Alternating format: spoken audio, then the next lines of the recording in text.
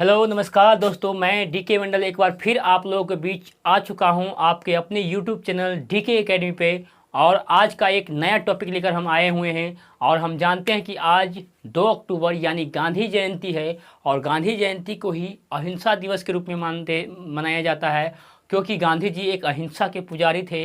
इसलिए वो पूरे विश्व में अपना नाम और अपना छाप छोड़ के चला गया।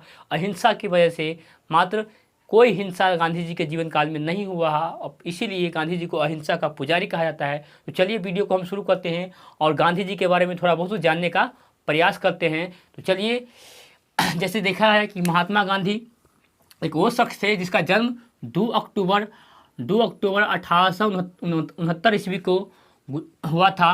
और कहाँ हुआ था? तो गुजरात के पोरबंदर शहर में हुआ था। गुजरात के पोरबंदर शहर में इसका जन्म हुआ था। और इसका पूरा जो नाम था मोहनदास करमचंद गांधी, यानी गांधी जी का जो पूरा नाम मोहनदास करमचंद गांधी था। इसके पिता का नाम था करमचंद गांधी, इसके पिता का नाम करमचंद गांधी और माता पुतलीबाई तथा पत्नी कस्तूरबा गांधी, पत्नी का नाम था कस्तूरबा गांधी। इसके 4 पुत्र 4 थे। नाम था हरिलाल, मनीलाल, रामदास तथा देवदास। ये 4 पुत्र थे। इसके बाद महात्मा गांधी की जो शादी है बहुत कम उम्र में हो जाती है। फिर महात्मा गांधी ने अपनी शिक्षा के लिए, उच्च शिक्षा प्राप्त करने के लिए वह लंदन चले जाते हैं। और लंदन से वह LLB यानी वकालत की पढ़ाई करके पूरी की। और वहाँ से वकील बनकर आते हैं और वकालत करने का आरंभ करते हैं। और वो जब भारत आते हैं तो वो पहली बार राजकोट और मुंबई में अपनी वकालत शुरू करते हैं। राजकोट और मुंबई में वकालत शुरू करते हैं। इसके बाद जब महात्मा गांधी वकालत कर रहे होते हैं तो गुजरात के एक व्यापारी जिसका नाम होता है दादा अब्दुल्ला, और इस दादा अब्दुल्ला के केस को लेकर महात्मा गांधी दक्षिण अफ्रीका चले जाते हैं। और वहाँ महात्मा गांधी के साथ गोरे और काले का भेद को लेकर बहुत महात्मा गांधी को तरह तरह की यातनाएं दी जाती है। यानी महात्मा गांधी जब ट्रेन में सफ़र कर रहे होते हैं तो उसे ट्रेन से धक्के मारकर उसे नीचे गिरा दिया जाता है काले होने की वजह से। इसीलिए महात्मा गांधी यहाँ एक प्रण लेता है कि जब तक मैं दक्षिण अफ्रीका में गोरे और काले की भेद को मैं ख़त्म नहीं कर देता हूँ, वापस भारत नहीं जाऊँगा। और इस रंग भेद की नीति को दक्षिण अफ्रीका ने महात्मा गांधी पूरी तरह से ख़त्म कर करके तब वो भारत वापस आते हैं। और यहाँ की सरकार को झुकना पड़ता है महात्मा गांधी के सामने, और महात्मा गांधी से माफ़ी भी मांगनी पड़ती है। तो इस तरह से महात्मा गांधी का योगदान विदेशों में भी बहुत सक्रिय रहा। और यह महात्मा गांधी के द्वारा पहला आंदोलन था जो सफल रहा रंग भेद की नीति के खिलाफ। इसके बाद वो भारत आते हैं। भारत में 9 जनवरी 1915 ईस्वी को भारत लौट कर आते हैं। उसका भव्य स्वागत किया जाता है महात्मा गांधी का, और पूरे भारत में उसका भव्य स्वागत किया, क्योंकि पूरे भारत में महात्मा गांधी का जय जयकार हो रहा था। और जब भारत लौटे, इसी के लौटने की खुशी की खबर में भारत 9 जनवरी को प्रत्येक साल भारतीय प्रवासी दिवस के रूप में मनाया जाता है। ये बात याद रखिएगा दिमाग में सेट करके कि भारतीय प्रवासी दिवस कब मनाया जाता है। तो 9 जनवरी 1915 ईस्वी को महात्मा गांधी को वापस आने की खुशी में मनाया जाता है। और जब वह महात्मा गांधी भारत लौटे तो सबसे पहले अहमदाबाद में एक साबरमती स्थान है, वहाँ पे एक आश्रम बनाता है। और इस आश्रम का निर्माण करता है, स्थापना करता है महात्मा गांधी। और इस आश्रम में गांधी जी का जो कुटिया था, उस कुटिया को नाम दिया गया हृदय कुंज। यानी महात्मा गांधी की जो कुटिया बनाई गई थी उस कुटिया का नाम था हृदय कुंज।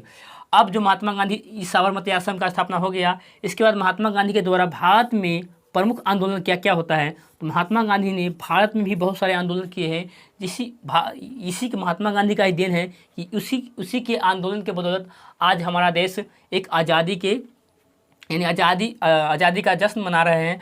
सबसे पहले महात्मा गांधी ने चंपारण में 1917 ईस्वी में बिहार के चंपारण जिला में एक सत्याग्रह करता है, जिसमें नील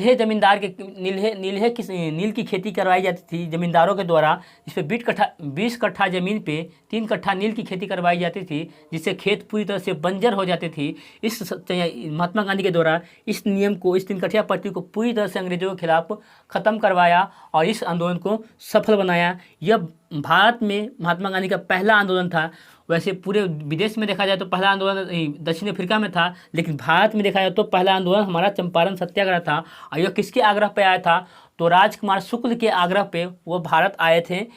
महात्मा गांधी बिहार आए थे चंपारण सत्याग्रह करने के लिए। भारत नहीं, बिहार आ रहे थे। किसके? राजकुमार शुक्ल, क्योंकि वही महात्मा गांधी को यहाँ आने के लिए बुलाए थे। इसके बाद महात्मा गांधी के बीच में दो और आंदोलन होता है, एक खेरा आंदोलन, खेरा सत्याग्रह, और एक मिल मजदूर का जो मजदूरों के लिए था, जो कि टैक्स माफ़ करवाने के लिए और मजदूरों को बोनस दिलाने के लिए महात्मा गांधी किया, वो भी सफल रहा। इसके बाद सबसे प्रमुख आंदोलन जब कहा जाए तो 1920 ईस्वी का आंदोलन, जो एक असहयोग आंदोलन था, ये पूरे भारत का जन आंदोलन था। जन आंदोलन का कहने का मतलब पूरे भारत के लोग इसमें भाग लिए थे। जन आंदोलन था, जन आंदोलन, क्योंकि इसमें पूरे भारत के लोगों ने भाग लिया था और ये पूरे भारत में इस तरह से राष्ट्रवाद के प्रति, अपने देश के प्रति, महात्मा गांधी के प्रति पूरी जोश और जुनून के साथ लोग आंदोलन कर रहे थे। इसी बीच एक कांड हो जाता है 1922 ईस्वी में।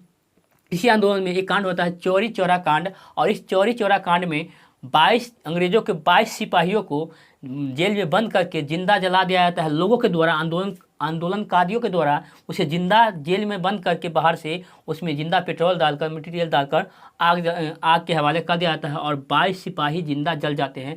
और इस आंदोलन का महात्मा गांधी विरोध करते हैं, जिसलिए असहयोग आंदोलन को महात्मा गांधी को वापस लेना पड़ा। और 1922 ईस्वी में इस आंदोलन को वापस 1922 ईस्वी में महात्मा गांधी असहयोग आंदोलन को वापस कर लेता है। इसके बाद महात्मा गांधी द्वारा एक और अगला महत्वपूर्ण आंदोलन 1930 ईस्वी में नमक सत्याग्रह होता है।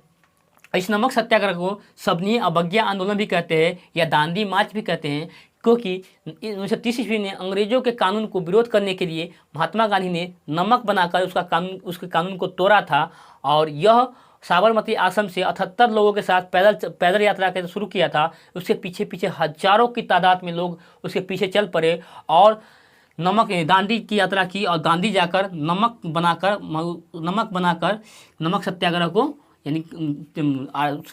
नमक सत्याग्रह को सफल बनाया। और इसी दिन से इसी आंदोलन को सबनीय अवज्ञा आंदोलन भी कहते हैं।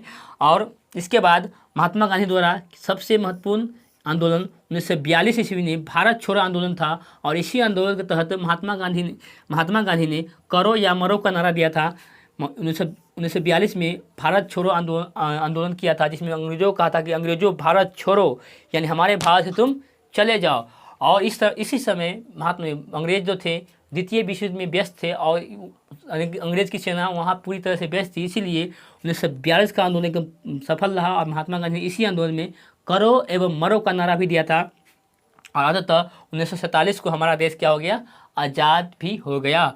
इसके बाद महात्मा गांधी की मृत्यु जो होती है आज़ादी के बस एक अगले वर्ष ही 30 जनवरी 1948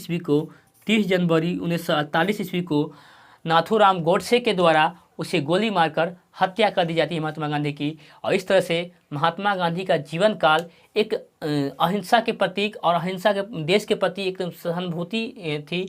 और इस तरह से अपनी त्याग और समर्पण को पूरे देश में अपने देश राष्ट्र के लिए समर्पित कर दिया। तो ये था महात्मा गांधी का जीवन का कुछ महत्वपूर्ण अंग, जो कि आपको हम एक वीडियो में छोटा सा वीडियो में बताने का प्रयास किया।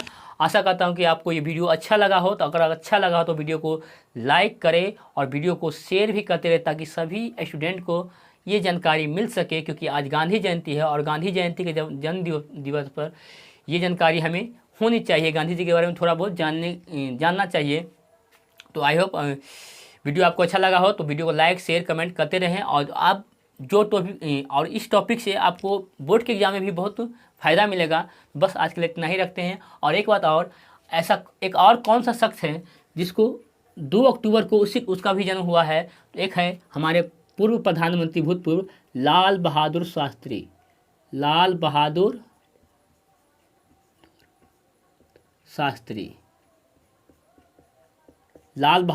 का भी जन्म दिवस 2 अक्टूबर ही है। इसीलिए गांधी जयंती और लाल बहादुर शास्त्री का जन्म दिवस 2 अक्टूबर को ही मनाया जाता है। बरसते ईस्वी में चेंजिंग है, उससे मतलब नहीं है। बस 2 अक्टूबर को लाल बहादुर शास्त्री और महात्मा गांधी का जन्म दिवस है। चलिए आज के लिए बस इतना ही रहते हैं। जय हिंद, जय भारत।